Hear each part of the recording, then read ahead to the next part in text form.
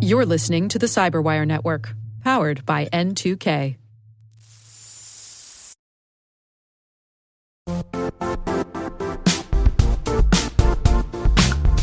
Now, a word from our sponsor, the Johns Hopkins University Information Security Institute, currently seeking qualified applicants for its innovative Master of Science in Security Informatics degree program. Study alongside world-class interdisciplinary experts and gain unparalleled educational, research, and professional experience in information security and assurance. Interested U.S. citizens should consider the National Science Foundation's CyberCore Scholarship for Service program, which covers tuition and a $6,000 annual professional development allowance, as well as providing a $37,000 additional annual stipend. Apply for the scholarship and the fall semester by March 1st. Learn more at cs.jhu.edu/MSSI.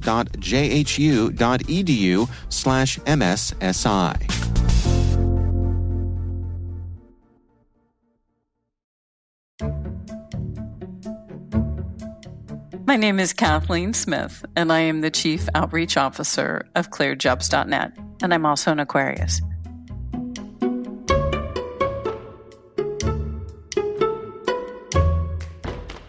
I remember very clearly sitting in my parents' bedroom and looking at my dad's shoes and looking down at them and going, I'm supposed to fill those. And he was a dentist and also what is affectionately referred to as a slum landlord. And he did tell me later on I didn't have to become a dentist and I didn't have to be a slum landlord, but I did have to be successful and I did have to go to college. I actually had to go to graduate school. When I was in high school, I was basically told that they would pay for all the education as long as I didn't get married until I was at least 30. So there was some pretty strong guidelines as to being successful, being driven, and excelling.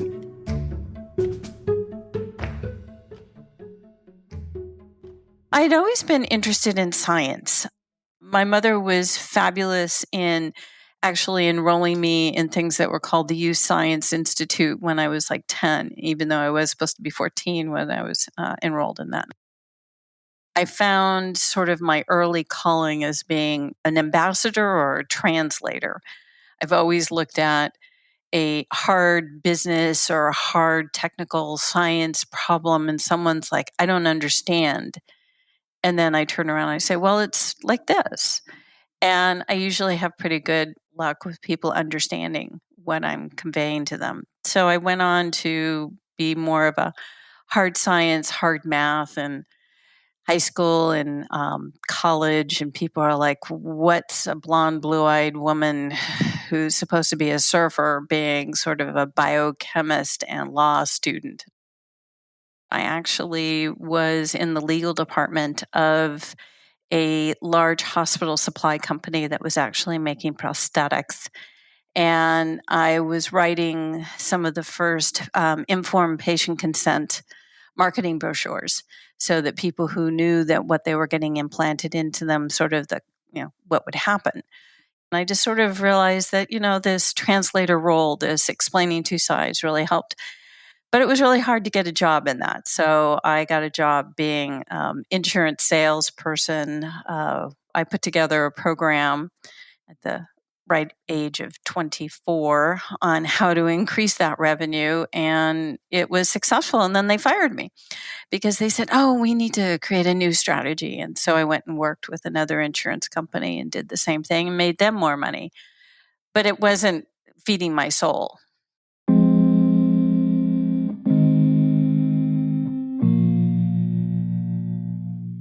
Doing the translator role, I wanted to get into international marketing and I was going on to get my degree on that.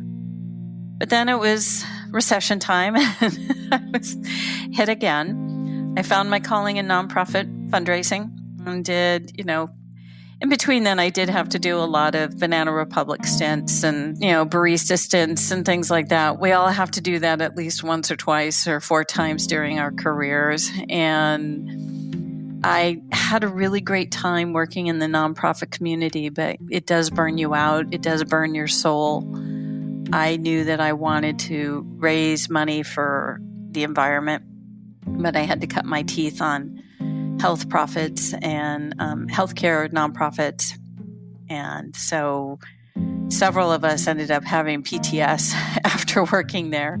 I'm very proud that all of the phenomenal marketing professionals I worked with there are now part of my team at clearjobs.net. It was great to see some great talent, and I wanted to make sure they had a supportive environment.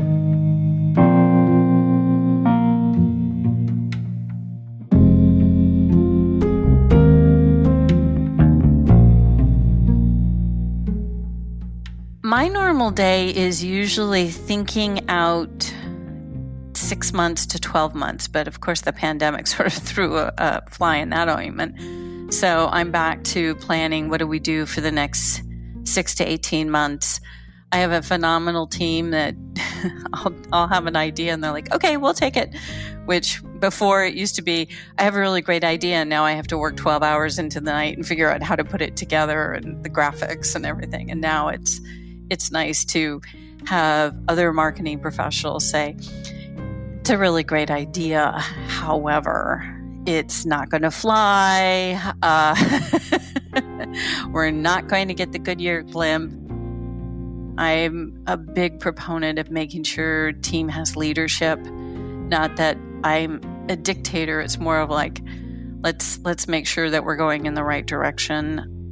And I also mentor a lot of people in the community, which a lot of people say they mentor, and I give them credit. But to truly mentor, you have to be mentoring 1 or 2 people at a time, and you really have to give them their focus.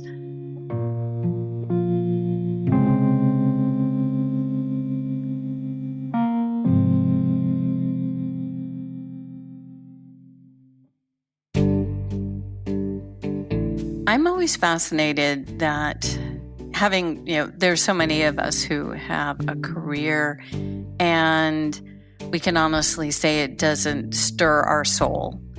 And I tell people, cybersecurity is so phenomenal in the sense that you can tinker around with it and find out what really you're passionate about before even taking on a career. You can find different things to break and put back together. There are so many different facets of cybersecurity.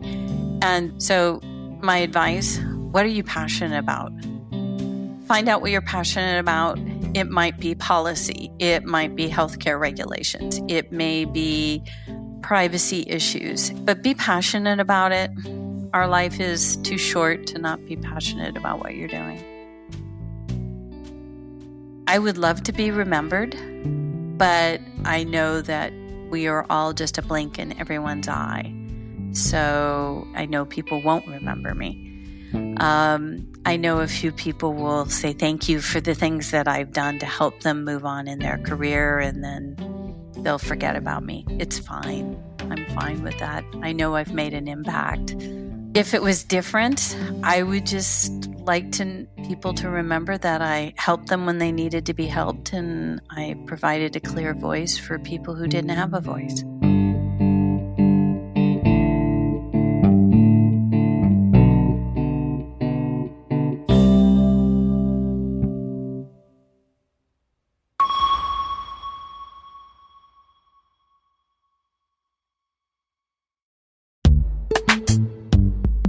This episode is brought to you by Palo Alto Networks, the leader in cybersecurity. As AI-driven attacks increase, organizations can't afford to have network security that's stuck in the past. Discover how Palo Alto Networks can help you predict what's coming and proactively secure against it with a zero-trust, AI-powered network security platform built to secure whatever, whenever, wherever.